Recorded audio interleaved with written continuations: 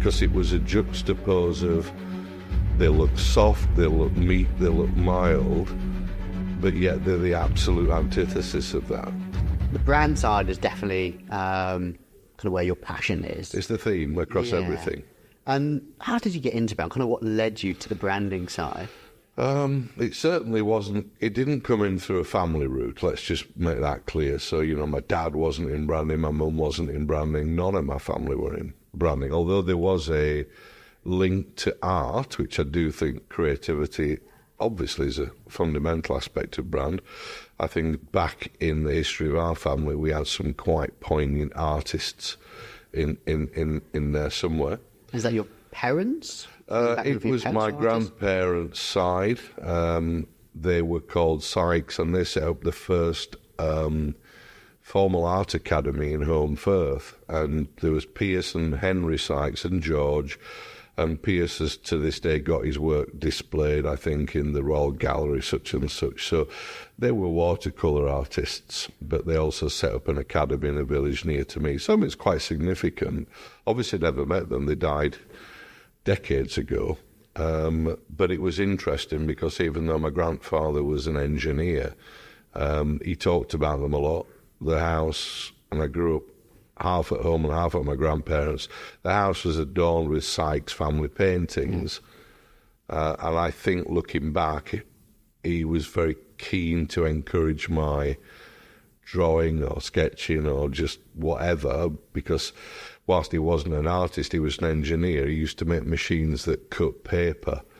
So I used to have reams and reams of paper brought to me on a Friday, which was like incredible. Yeah. And just sit there forever, just sketching with it and so on and so forth. So I guess there was a bit of that.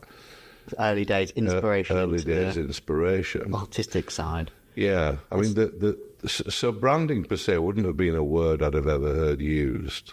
Even logos, I'd be lying if I said that anything had ever raised my eyebrow. I mean, I was introduced to brand per se through what would at the time of 1983 be known as football casual culture. And I suppose you can either say football casual or you can say football hooligan. They're very, very similar. They're interconnected.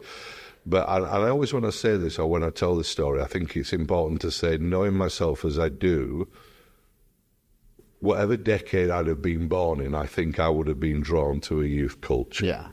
So whilst the youth culture of the early 80s was absolutely football casual, I think if I'd have been born 20 years prior, I'd have absolutely been the best mod in town. And if I'd have been born 40 years prior, I'd have been the best teddy boy in town. I think I've always felt the need to arguably belong to some tribe, if I can call it that. But my tribe was very much football casual culture. I never entered it knowingly. I entered it accidentally. I was invited to a football match by a friend of mine. I didn't want to go. I wasn't into football. At that time, I was pretty much known at school as being the tall, skinny guy, believe it or not. You get the tall bit, you're looking at me funny for the skinny. But the tall, skinny guy who would have been dressed in black from head to foot. And when I got the invite to watch Leeds United play at Barnsley, I didn't know anything other than, well, I mean, we're talking here about a young guy, probably at the age of 15, 16, going, Christ, I'm off to a football match. I've heard of the reputation of Leeds. I better put my Doc Martin boots on and my drainpipe black jeans and my big Crombie and look as tough as I can. Yeah. And that's how I went to that game, as a form of armour, shall we call it.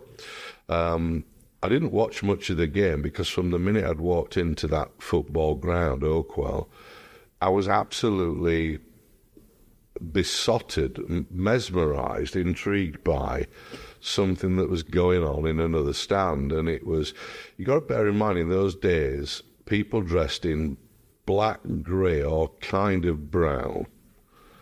And it sounds silly to say now, but there wasn't really any colour. Nobody wore colour. Yeah.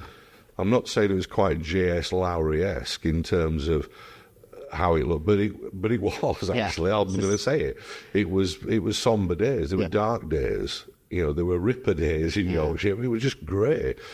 So in the stand opposite, there's what appeared to be 60, 70, 80 youths dressed in fluorescent yellows and pinks and turquoise and baby blue, and it was, I didn't know what it was. It was incredible, and I said to the guy that had taken me, I think I probably said something along the lines of, "Who's those bloody Nancy boys?" Because that's what it looked like, and he just went, "Whoa, that's the Leeds United VYT." And I said, "I don't know what you mean." He said, "They're called the Very Young Team, and it's the infant group of the Leeds service crew." He goes, "They're the nastiest bastards on the planet." And lo and behold, 20 minutes later, they'd mounted 2 pitch invasions, and these 15, 16-year-olds were just wading into minors in the Barnsley end. I mean, it was a phenomenon, because it was a juxtapose of, they look soft, they look meek, they look mild, but yet they're the absolute antithesis of that. And I've got to be honest, I was in awe of it. No, I was absolutely in awe of it.